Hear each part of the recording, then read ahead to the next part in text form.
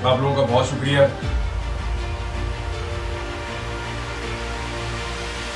इमरान रियाज खान।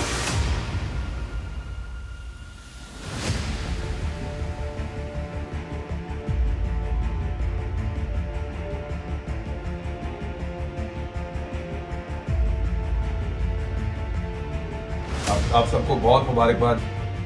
ये मेरा YouTube channel है, आप इसको सब्सक्राइब करें मेहरबानी फरमा के। और मैं कुछ जो इन्फॉर्मेशन मेरे पास हुआ करेगी और कुछ मामला जिसके ऊपर मैं कुछ कहना चाहूंगा वो मैं यहां से इस प्लेटफॉर्म को भी आज के बाद इस्तेमाल किया करूंगा। सबसे पहली जो आज चीज है जिस पर मुझे बात करनी है वो मौलाना तारिक जमील साहब के हवाले से। मौलाना तारिक जमील साहब के हवाले से एक तनाज़ा चल रहा है पाकिस्तान के मीडिया में। पहली बात यह है कि यह मामला शुरू कहां से हुआ। वज़ीर आज़म पाकिस्तान टेलीथॉन के जरिए से पैसा इकट्ठा कर रहे हैं। वो गुज़िश्ता चंद हफ्तों से ये काम कर रहे हैं और अब तक उन्होंने अरबों रुपया इसमें इकट्ठा कर दिया है। इस टेलीथॉन में वज़ीर आज़म पाकिस्तान ने पाकिस्तान के चंद नामवर सहाफियों को बुलाया था और ये टेलीथॉन आने वाले हफ्तों में भी चलती रहेगी। इस मरतबा जिन सहाफियों को बुलाया वो वहां पे मौजूद थे, उनके टीवी चैनल्स इसको कवर कर रहे थे और टेलीथॉन के दौरान मौलाना तारिक जमील साहब की जो दुआ है उसका एहतमाम किया गया, उनको अनाउंस किया गया। उसके बाद उन्होंने एक मुख्तसर सा खुतबा दिया और साथ दुआ करवाई। मौलाना साहब की दुआ पाकिस्तान में वैसे ही बड़ी मकबूल है, बहुत सारे लोग उनकी दुआ पे आमीन करते हैं हर साल। टेलीविजन के जरिए एयरवे टीवी पे बहुत अरसे तक वो दुआ करवा रहे हैं, बड़े लंबे अरसे से, और दीगर मुख्तलिफ चैनल्स पे भी उनकी दुआएं और उनके कलमात आप या उनके खुतबात आप सुनते रहते हैं। सोशल मीडिया पे मौलाना साहब की पूरी एक सोशल मीडिया की सरगर्म टीम है जो वहां पे उनके खुतबात, उनकी दुआएं और उनके क्लिप जो है वो काट काट के जो रिकॉर्डिंग की गई होती है मुख्तलिफ औकात में, वो सोशल मीडिया पे भी चलाते रहते हैं। अब उस दिन हुआ क्या, मौलाना साहब ने चंद बातें की और उन बातों पे बहुत सारे लोग सीख पा हो गए। ये बातें मौलाना साहब ने पहली मर्तबा नहीं की, या ऐसा पहली मर्तबा नहीं हुआ। इससे पहले आपको याद होगा कुछ दिन पहले इमरान खान साहब की मौजूदगी में मौलाना साहब ने एक और दुआ करवाई थी और उस दुआ में मौलाना साहब ने इमरान खान साहब की कुछ तारीफें की थी, जिसके बाद मुस्लिम लीग नून और पाकिस्तान पीपल्स पार्टी समेत दीगर पॉलिटिकल पार्टीज के सियासतदानों ने मौलाना साहब की शख्सियत पे एतराज किया और इसका फायदा उठाया। उन लिबरल्स ने जो वैसे ही उलमा के खिलाफ हैं, उन्होंने भी इसका फायदा उठाया और मौलाना साहब की खासी जो है वो सोशल मीडिया के ऊपर उन पर तनकीद की गई। इसका कोई जवाब नहीं आया उनकी तरफ से। लेकिन इस मरतबा क्या हुआ, मौलाना साहब ने ऐसा क्या कहा जिस वजह से ये झगड़ा तूल पकड़ गया। तो एक एक करके वो चीजें मैं आपके सामने रखता हूं, मौलाना साहब ने एक्चुअली कहा क्या। सबसे पहले उन्होंने एक जो जुमला कहा, उन्होंने कहा मीडिया झूठा है। इसी को ले लें आप, मीडिया झूठा है या नहीं, इसका अंदाजा करने के लिए आपको सारे के सारे मीडिया को चेक करने की जरूरत नहीं है। आपने देखना यह है कि दुनिया का जो अक्सर मीडिया है वो झूठा है या सच्चा है। तो पूरी दुनिया में मुसलमानों को मार पड़ी और निहत्ते मुसलमानों के ऊपर बम गिराए गए। एक मुश्तरका फौजी मशकें पहले की गई, फिर उनको फौजियों को इकट्ठा करके कभी अफगानिस्तान में, कभी मिडिल ईस्ट में, कभी कहीं पे मुसलमानों को दबाया गया।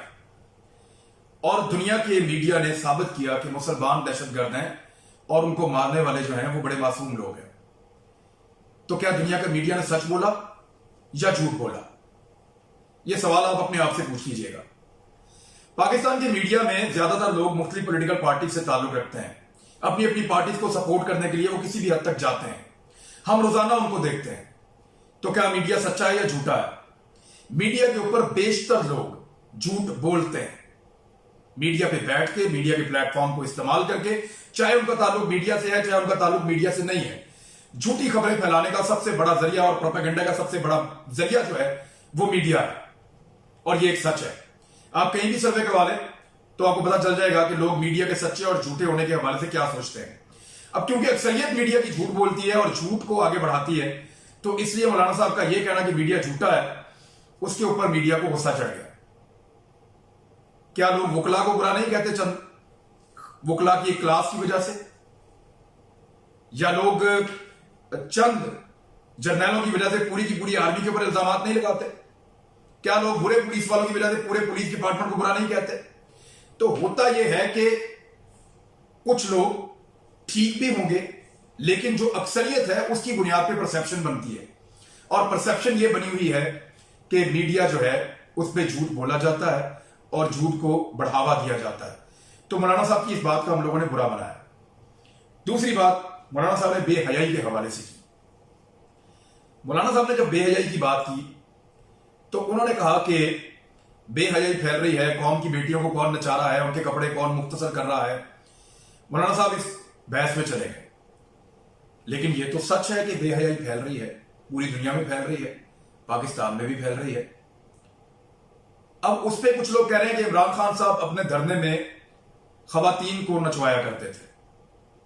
उन्होंने ये मौके इख्तियार किया और मौलाना साहब को और इमरान खान साहब की पार्टी को उन्होंने सोचा कि इस तरह हम लड़वाते हैं कि देखें नचवाता तो इमरान खान था, उसी के सामने दुआ कर रहे हैं मौलाना साहब। तो मौलाना साहब का कंटेंट ठीक है, वो बात गलत नहीं कर रहे। अल्लाह ताला बेहयाई को नापसंद करता है। नबी करीम सल्लल्लाहु अलैहि वसल्लम ने बताया कि अल्लाह ताला का पैगाम उन्होंने पहुंचाया कि नमाज जो है वो आपको बेहयाई और बुरे कामों से रोकती है। तो सादी सादी बात है कि बेहयाई अल्लाह को पसंद नहीं है, और मौलाना साहब ने वही कहा जो उनको कहना चाहिए था बतौर आलम दीन। अब उसको भी पोलिटिसाइज किया गया, उसको भी पोलिटिसाइज किया गया, उस कंटेंट को नहीं देखा गया, मौलाना साहब की शख्सियत को टारगेट किया गया। एक और चीज, मौलाना साहब ने कहा कि इमरान खान को उजड़ा चमन मिला है। इस पे वो कह रहे हैं लोग कि चमन तो ठीक मिला था, इमरान खान ने उजाड़ के रख दिया है। तो कोरोना की जो वबा है वो पूरी दुनिया में आई है, खाली पाकिस्तान में नहीं है। एक तो बात ये याद रखिए। दूसरा, उजड़ा चमन के हवाले से इन्हीं सारे सहाफियों के आप प्रोग्राम उठाकर देख लें जो आज मौलाना साहब पे तनकीद कर रहे हैं। इन सब ने पीपल्स पार्टी और पीएमएलएन की हुकूमतों के दौरान उनके दौर में होने वाली करप्शन और स्कैंडल्स के ऊपर किस किस तरह के प्रोग्राम किए हैं, तो आपको पता चल जाएगा कि चमन कैसे उजड़ा। ये खुद कहते रहे हैं, आज मौलाना साहब ने कहा तो इसलिए बुरा लग रहा है कि मौलाना साहब ने एक मखसूस प्लेटफॉर्म पे और मीडिया की खिलाफ बात कर दी और कुछ थोड़ा सा लोगों को इमरान खान से बुग़्ज़ भी है, तो इस सूरत हाल का फायदा उठाने की वो लोग कोशिश कर रहे हैं। तो चमन तो उजड़ा ही मिला इमरान खान को। अब वो मजीद उजड़ता है या ठीक होता है, इसका फैसला हम 5 साल के बाद कर लेंगे। लेकिन इसके ऊपर यह कहना कि दूध और शहद की नहरें इस मुल्क में बह रही थी और इमरान खान साहब ने आके यहां पे गंदे नाले चला दिए हैं, तो मेरे ख्याल में ये भी एक ज्यादती है। मौलाना साहब की अपनी एक राय है, उन्होंने अपनी राय दी है। आप उससे इत्तफाक कर सकते हैं, आप उससे इख्तलाफ कर सकते हैं, लेकिन इस बुनियाद के ऊपर आप उनके खिलाफ प्रोपेगेंडा नहीं कर सकते, और ऐसा करना नहीं चाहिए, क्योंकि उनकी अपनी एक मजहबी शख्सियत है और वो मोहब्बत फैलाने वाले इंसान है मौलाना साहब। मैंने नॉर्मली उनको जब भी सुना तो उनको फिरका वारियत की या कोई ऐसी बात नहीं की। कुछ मौलवी हजरात मैंने देखा कि वो बीच में आ गए, और क्योंकि वो मौलाना साहब से इसलिए कायब थे क्योंकि पॉपुलैरिटी ज्यादा है, तो उन्होंने ये कहना शुरू कर दिया मौलाना साहब अदाकारों से मिलते हैं, अदाकाराओं से मिलते हैं, सिर्फ बड़े लोगों के पास जाते हैं, और यहां तक कहना शुरू कर दिया कि मौलाना साहब अपनी दुआ में कश्मीर और फलस्तीन का जिक्र नहीं करते। तो मेरे ख्याल में वो अपने स्कोर सेटल बाद में कर लें, इस हसास मौके के ऊपर हमें इकट्ठे होने की जरूरत है। तो वो जो उलमा हजरात हैं उनका इसके पीछे और कोई मकसद नहीं हो सकता सवाए इसके कि ये एक प्रोफेशनल जेलसी है जो उनको सुकून नहीं लेने दे। एक और जो नुकता जो उठाया गया मीडिया की जानिब से और कुछ लोगों की जानिब से, वो ये है कि नवाज शरीफ के लिए और मुशर्रफ के लिए भी मौलाना साहब ऐसे ही बात करते थे, एग्जैक्टली यूं ही, और ऐसे ही उनके लिए भी दुआएं करते थे, और ऐसे ही उनको भी बहुत बड़ा आदमी समझते थे। तो मेरी एक सादी गुजारिश यह है कि आज आप सब बोल रहे हैं, शोर मचा रहे हैं कि मौलाना साहब एक सियासी मुल्ला का किरदार क्यों अदा कर रहे हैं।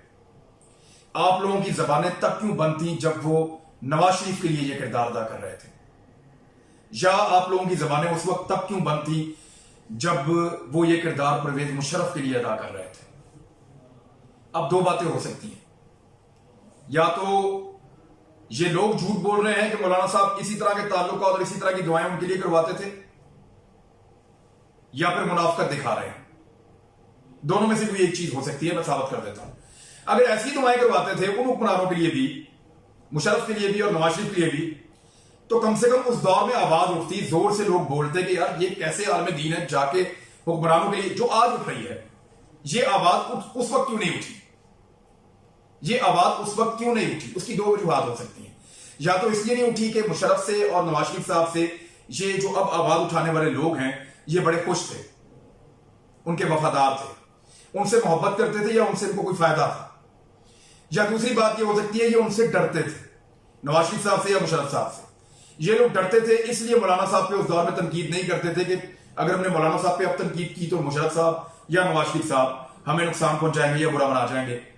या तो डरते थे या कोई लालच थी, क्योंकि उस वक्त नहीं बोले, आज बोल रहे हैं। और दूसरी एक रीजन ये हो सकती है कि हो सकता है कि इनका ये क्लेम गलत हो कि वो नवाज शरीफ और मुशर्रफ को इतना ही बड़ा आदमी समझते थे जितना बड़ा वो इमरान खान को समझते हैं। ये दूसरी बात भी हो सकती है।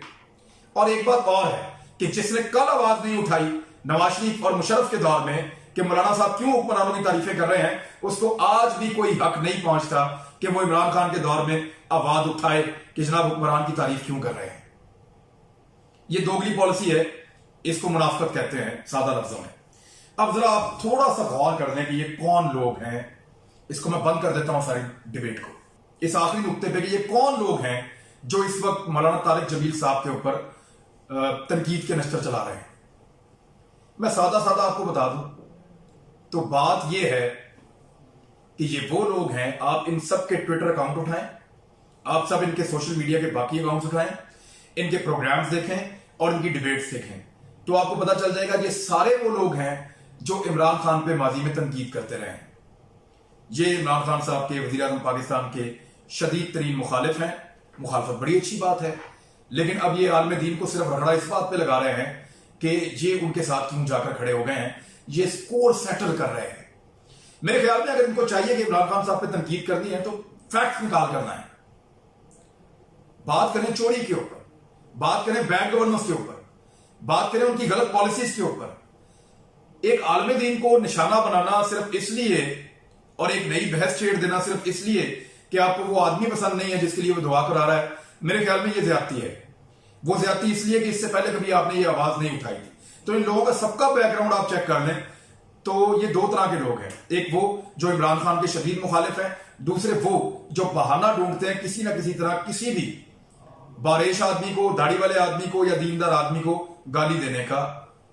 दैनिये किस्म के लोग हैं जिनका शायद दीन में बिलीव नहीं है, वो गाली देने का मौका ढूंढते हैं उलमा को या ऐसे लोगों को जो दीनदार है, तो उनको भी मौका मिल गया है।